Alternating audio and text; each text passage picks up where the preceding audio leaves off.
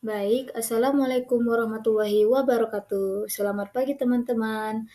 Pertama-tama, puji syukur kita ucapkan atas kehadirat Allah Subhanahu wa Ta'ala yang telah memberikan kepada kita nikmat kesehatan dan kesempatan, sehingga kita dapat mengikuti perkuliahan bimbingan konseling keluarga pada hari ini.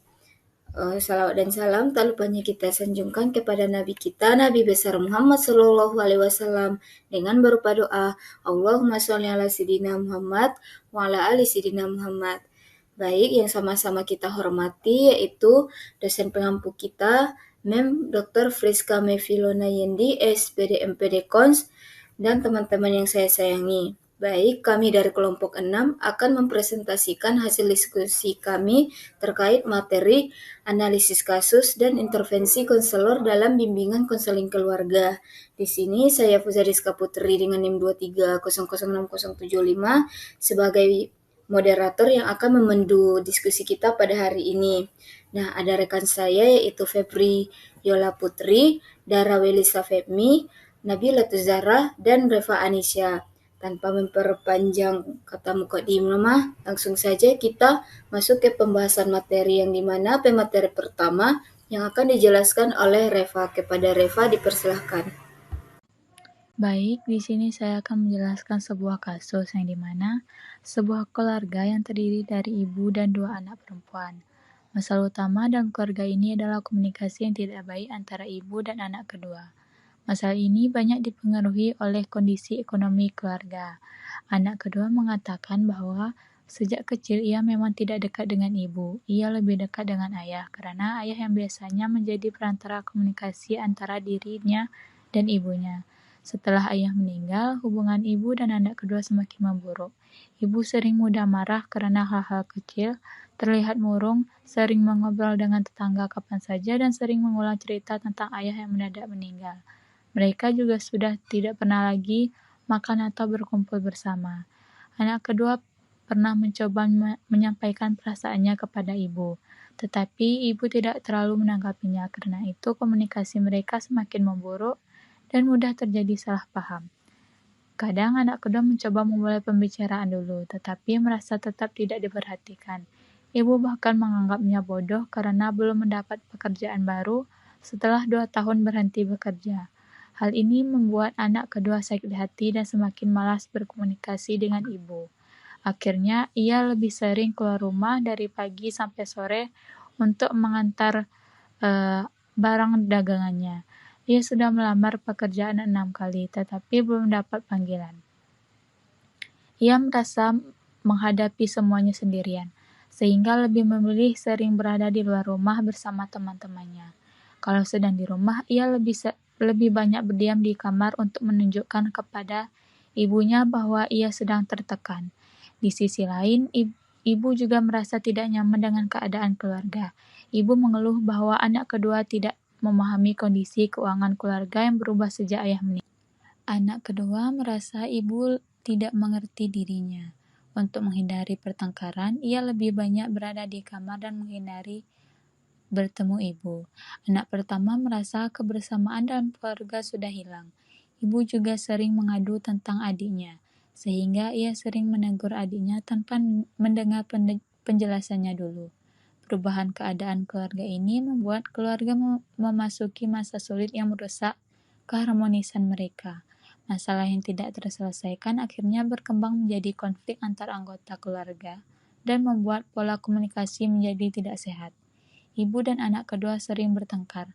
Anak kedua semakin putus asa untuk mengajak ibu berkomunikasi, sehingga lebih memilih keluar rumah atau mengurung diri di kamar. Ia juga merasa kakaknya lebih memihak ibu, sehingga membuatnya merasa kehilangan kehangatan keluarga sejak ayahnya meninggal. Sekian yang dapat saya jelaskan, saya kembalikan kepada moderator. Oke, terima kasih kepada Reva yang telah menjelaskan materi. Nah, pemateri selanjutnya yaitu kepada Dara dipersilahkan.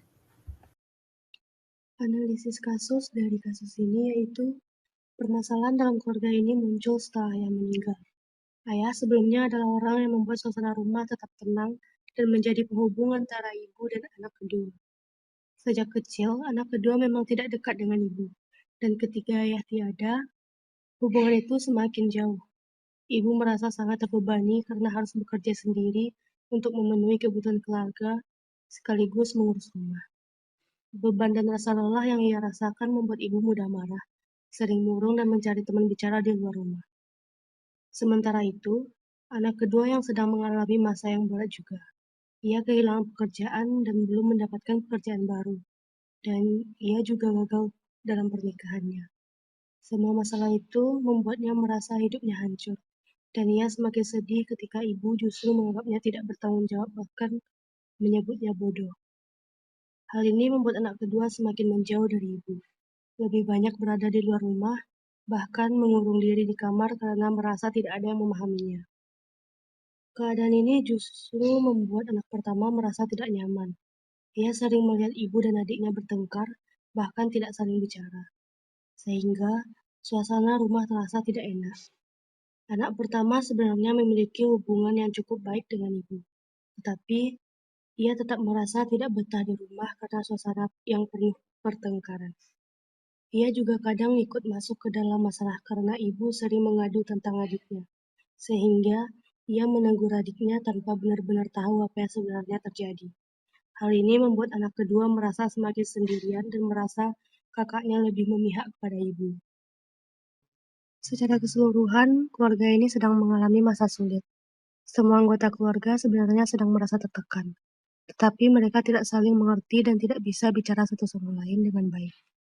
Ibu ingin anaknya lebih bertanggung jawab, sementara anak kedua ingin dimengerti dan didengar. Namun, karena keduanya sama-sama terluka dan lelah, komunikasi yang terjadi justru membuat keadaan semakin buruk. Akibatnya, kebiasaan-kebiasaan keluarga seperti makan bersama, bahkan menghabiskan waktu bersama tidak lagi dilakukan, dan masing-masing sibuk dengan dunianya sendiri. Masalah ini terjadi bukan karena satu orang saja yang salah, tetapi karena perubahan besar setelah ayah meninggal membuat peran dan keadaan keluarga berubah drastis. Ibu merasa kewalahan, anak kedua merasa gagal dan tidak dihargai, dan anak pertama merasa bingung harus berbuat apa. Semua ini menyebabkan komunikasi keluarga menjadi rusak dan hubungan menjadi semakin jauh. Keluarga ini membutuhkan cara untuk kembali berbicara dengan baik, saling memahami perasaan masing-masing, dan memperbaiki hubungan yang sudah renggang. Oke, terima kasih kepada Dara yang telah menjelaskan materi. Baik, pemateri selanjutnya yaitu Febriola. Kepada Yola dipersilahkan. Selanjutnya yaitu intervensi konselor, di mana pada kasus ini intervensi yang cocok adalah penggunaan teknik struktural family therapy, di mana teknik ini merupakan metode psikoterapi yang dikembangkan oleh Salvador yang membahas masalah dalam fungsi dalam keluarga, di mana terapi ini berusaha untuk masuk dan bergabung dalam sistem keluarga dalam terapi untuk memahami aturan tak terlihat yang mengatur fungsinya, memetakan hubungan antara anggota keluarga atau antara bagian dari keluarga yang mengganggu hubungan disfungsional dalam keluarga, lalu membentuk keluarga tersebut menjadi stabil dan lebih sehat. Selanjutnya yaitu tahapan dalam penerapan teknik struktural family therapy dalam menangani kasus yang kami paparkan. Yang pertama itu joining and accommodation, yaitu membangun kedekatan dan penyesuaian, di mana pada tahap ini konselor memulai membangun hubungan yang aman dan nyaman bagi seluruh anggota keluarga. Di mana di sini konselor tidak langsung membahas masalah atau mencari siapa yang salah, tetapi konselor terlebih dahulu menyesuaikan diri dengan gaya komunikasi dari setiap anggota keluarga. Contohnya itu si ibu, di mana di sini si ibu lebih cenderung berbicara dengan cepat dan emosional. Di sini konselor mengikuti ritme dari cara berbicara si ibu, tetapi juga menjaga ketenangan agar ibu merasa diterima. Selanjutnya yaitu anak kedua yang lebih pendiam, di mana konselor memberikan ruang yang lebih banyak agar si anak kedua ini merasa aman untuk bercerita tanpa ditekan. Nah, di sini konselor perlu memastikan bahwa setiap anggota keluarga merasa dihargai, di mana konselor mendengarkan ibu, anak pertama, dan terutama anak kedua yang selama ini ia merasa tidak pernah didengarkan. Nah, Sikap konselor ini akan membuat keluarga mulai membuka dirinya karena mereka merasa mereka berada di dalam ruangan yang tidak menghakimi mereka. Nah, dengan hubungan ini, eh, keluarga ini akan lebih siap untuk masuk kepada proses konseling yang lebih dalam selanjutnya. Tahapan yang kedua yaitu assessing family interaction, yaitu mengamati pola interaksi keluarga. Nah, setelah terbentuknya keakraban tadi, konselor mulai mengamati pola komunikasi dan hubungan antar anggota keluarga. Di mana dalam kasus yang kami paparkan ini, konselor bisa melihat bahwa kehilangan ayah telah mengubah seluruh keseimbangan dari keluarga ini, di mana ayah sebelumnya menjadi penengah antara ibu dan anak kedua, sehingga ketika ayah meninggal, komunikasi mereka semakin renggang. Di sini, konselor perlu mencatat bahwa ibu sering meluapkan emosinya melalui marah-marah dan mengeluh kepada tetangga, sedangkan anak kedua merespon dengan menarik diri, menghindar, dan lebih banyak menghabiskan waktunya di luar rumah. Sementara itu, anak pertama di sini berada di tengah, tetapi ia lebih cenderung memihak kepada ibu karena ia sering mendengarkan keluhan ibu tanpa memahami seluruh duduk perkara dari permasalahan ini. Di sini, konselor bisa membuat family mapping untuk memvisualisasikan hubungan yang renggang antara ibu dan anak kedua, afiliasi kuat antara ibu dan anak pertama, serta koalisi lama antara ayah dan anak kedua yang kini hilang. Dengan pemetaan ini, konselor bisa melihat jelas batasan yang kabur, subsistem yang tidak seimbang, dan pola interaksi yang cenderung memicu konflik.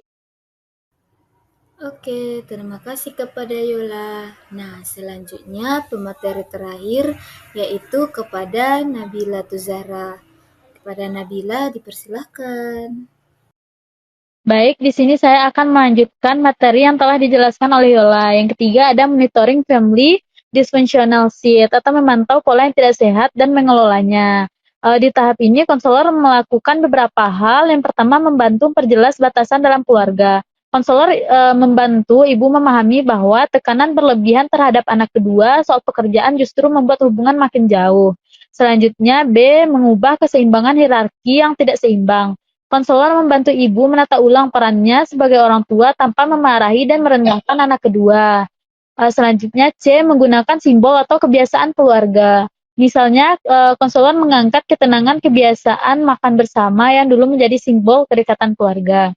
Selanjutnya D. Memberikan simulasi percakapan. Konselor meminta ibu dan anak kedua berinteraksi langsung dalam sesi, misalnya membicarakan situasi pekerjaan, tetapi dalam pola komunikasi yang lebih tenang. Baik, selanjutnya yang keempat ada restructuring transaksional patterns, menata ulang hubungan dan memberi makna baru. Tahap terakhir ini merupakan proses konselor membantu keluarga mengubah makna atau cara pandang terhadap situasi yang mereka alami. Konselor melakukan reframing, yaitu membantu ibu melihat bahwa anak kedua bukan tidak bertanggung jawab, tetapi sedang mengalami tekanan hebat karena kehilangan pekerjaan dan batal menikah.